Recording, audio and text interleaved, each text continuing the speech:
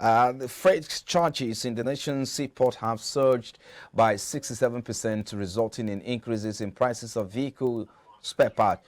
Furthermore, freight forwarders have said they used to pay around 600,000 to clear a 40-foot container loaded with used vehicles spare part, but this had risen to over 1 million naira for the same consignment. They also alleged that the Nigeria Customs Service, instead of generating revenue, was inflicting untold hardship on Nigerians with the high cost of clearing the consignment, adding that any rate paid by importers must be passed on to the consumers. Recall the Nigerian Customs Service officially released a circular announcing the reduction of import duties on both used and new vehicles, of which 15% any levy accompanied the 20% duty on used vehicles. Hello, can you hear me? Let's bring in our guest now. Can you hear me now? Yes, I can hear you. All right. Well, Mr. Ayodunaike is the manager, LEVY Autos. Is here on the telephone to talk to us now concerning this latest development. Mr. Ayodunaike, we appreciate your time. I don't know if you can. Can you hear me well? Well, you're live on air now. I can hear you clearly. Yeah, I can hear you quite well. That's the problem. But regarding on the comments regarding the increment by the Nigerian Customs Service, okay. What I do believe is it's going to actually have a very huge impact on the Nigerian population regarding cost of spare parts. Not just cost of spare parts, cost of cars, but cost of spare parts particularly. The average 600,000 naira surface duty that was paid on a 40-feet container, 67% rise is almost three-quarters that amount now. It's actually 1 million. Is even still slow. It's even small. It's as much as 1.5 and 2 million in some cases. And I believe customs can justify their increment because of exchange rates, because they are not buying anything from outside. You are not importing something from outside.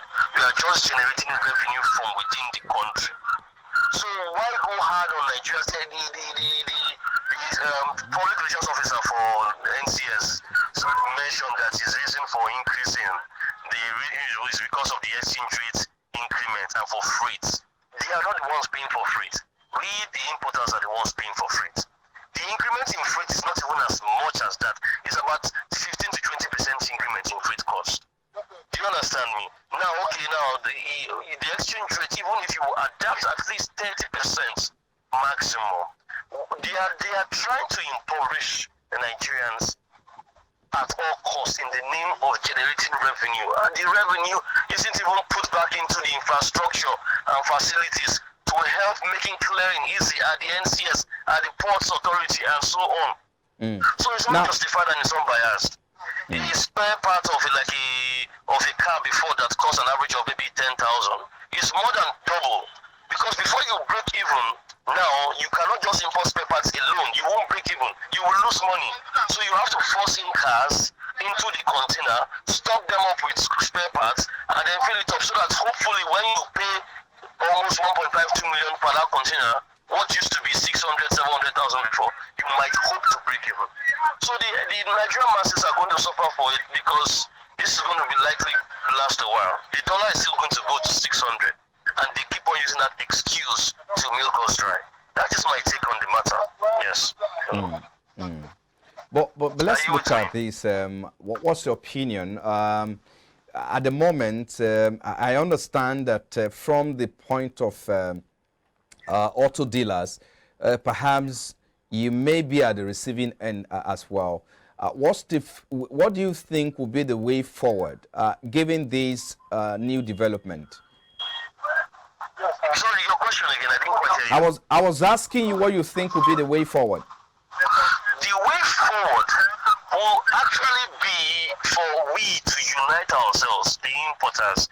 We are not really creating an impact. It's the strikes we have, and then because we know we need run businesses, we call them off weekly.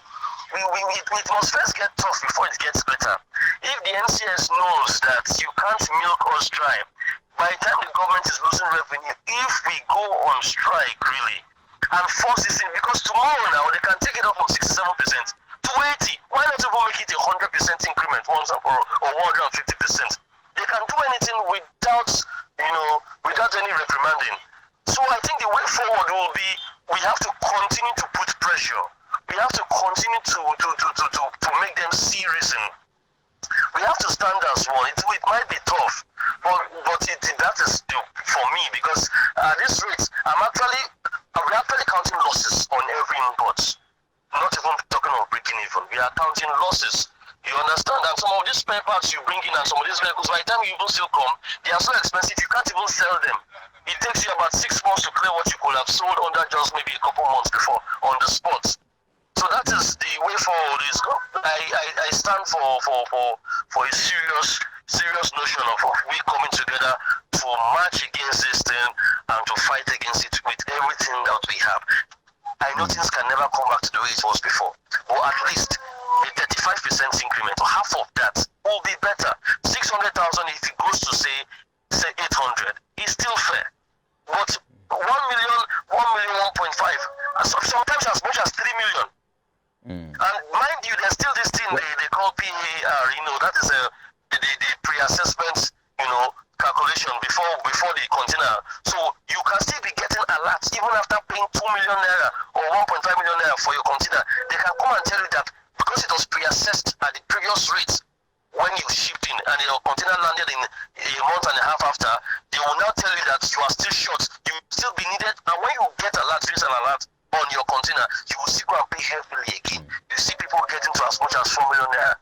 It is wickedness to me as far as I'm concerned. Government is purposely in a unified direction trying to throw the country into impoverishment. And that is totally wrong. Now so let's wrap it up with this.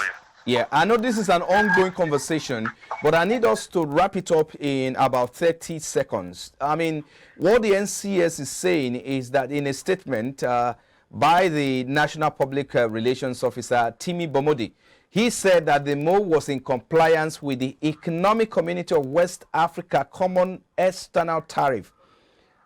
Maybe you need to help us to understand your position, whether this is out of place for now. Let's wrap it up in the next 30 seconds. Okay. If I quite hear you well, the NCS is still claiming that is regards to what they are implementing from the ECOWAS injunctions about some. No. They are not justified by that.